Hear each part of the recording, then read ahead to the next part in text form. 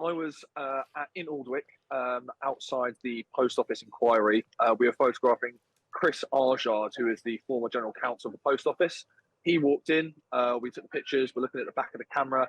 And I mean, you're probably familiar with Aldwych. I don't know how many of your listeners are, but it can get very busy with bus traffic, taxis, and everything. And then all of a sudden, it just kind of fell silent. There was nothing on the road immediately in front of us. And then all we could hear on our right was the sound of hooves. And we looked to our right, and against this very bleak, mundane, beige-coloured architecture of Aldwych were two horses hurtling towards us. One on the right, which was a very jet black, and on the left it was a very pearly white, which had a very rich red stain across its whole belly and going down onto its legs. Right. And they bolted towards us down the street. Obviously, we ran to the pavement and got a few shots, and then they sort of disappeared down to Fleet Street. Wow. Was it scary? No, I wouldn't describe it as scary, purely for the reason that as press photographers, we kind of have to be ready for everything, because we shoot everything we do. We can do anything we need to. So it wasn't scary, but for the general public, the size of these animals they are, and especially if they were hurtling straight towards you, then I can imagine it would have been absolutely terrifying. But as a journalist, my job is to record, so it was straight to the pavement to grab a shot of these two riderless horses darting down the road. Wow. And what was the kind of response, Jordan, of people around you, people in the vicinity?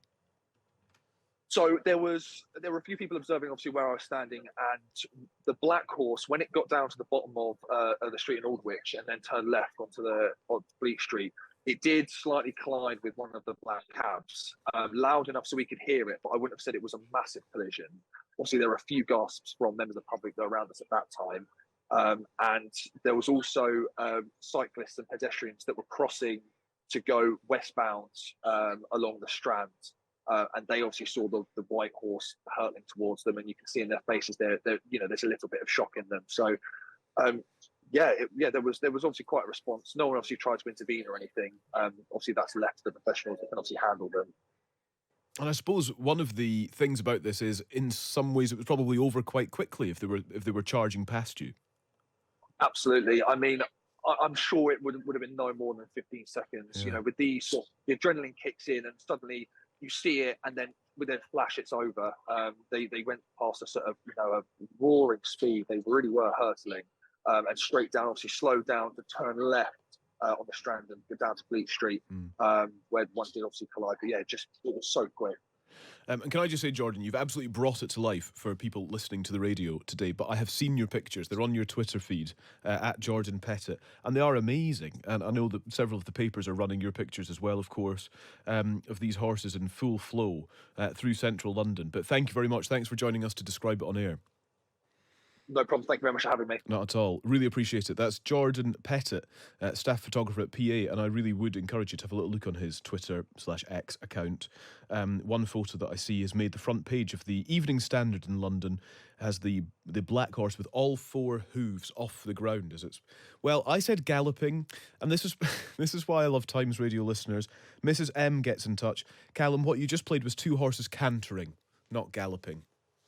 So there we are. I can only apologise for my lack of horsey knowledge. Whatever they were doing, they were moving fairly quickly through central London, much to the bemusement of many, many people around. What would your expertise and wisdom tell us about it?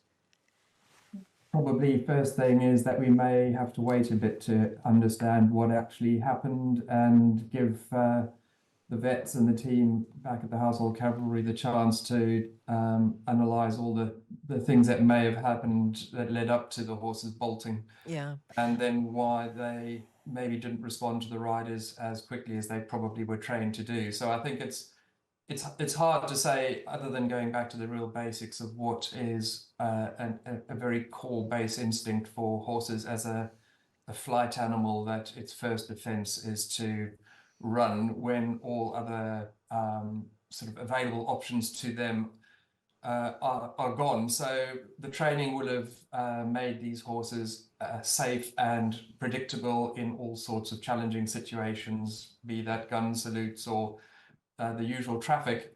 So one can only assume that something fairly spectacular must have happened for these horses to break through that training and rely on their most basic instincts to just run. And then once they are in that mode, I think anyone who's experienced fear will know it takes you a while to calm down and for reason to return. And then at that point, of course, the horses would have found themselves all over the streets out of their normal sort of situation and would have struggled to work out what to do next. So they would have still been at a heightened level of stress for some time afterwards. Yeah. Yeah, so I think it's really hard to say, but it would have been something fairly spectacularly unusual for them to break through their training. Would it be fair to say that the horses are always calmer when they are being ridden? Is that part of their training? Being ridden or not ridden is not so much the question as whether or not the horses are doing the things that they are used to. The more they are familiar with the tasks that they're being asked to do, the more they're able to repeat the habits that they are used to performing each day. So routine is one way of reassuring horses. The more predictable the world is for animals, the more they can express their natural behaviors and be calm. So it's probably going to be a combination of something pretty spectacular that happened, like a loud noise or something being dropped that was much louder than they were used to in a location they weren't used to maybe having to experience those noises. So they had no way of sort of, I suppose, almost planning ahead, which is not what horses do, but that they could have um, analyzed that noise in the context of, okay, we're next to the big guns and we know the big guns make the noise. So I think it would have just been probably quite an exceptional set of circumstances that led to that, and the fact that obviously they didn't respond to the riders' attempts to slow them down to the point that some of the riders came off would have indicated that it Yeah. was a pretty extreme event for them. And is it the case that if one horse is scared and bolts or rears up, then other horses will copy that? Yeah, again, running is the safest form of staying alive for them, in the same way we see humans do exactly the same thing when faced with terrible situations. We only have to look at the stories of the horrible incidents that happen with shootings and knife crime, where when people are warned that something's going on, they just initially try and find safety by running away.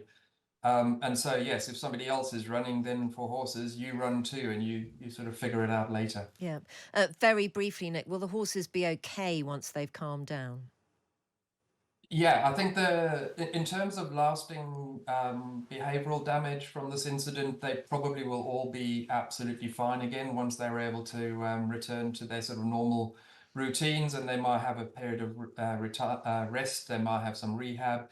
The main thing will be that if any of the injuries, physical injuries they've sustained, are such that they will cause a lasting lameness, for example, or require more work, that they might need a longer period off. But behaviorally, they can often recover from these things remarkably well, but it'll be judged by their riders and trainers, I think. Yeah. Well, we really hope that they're all okay.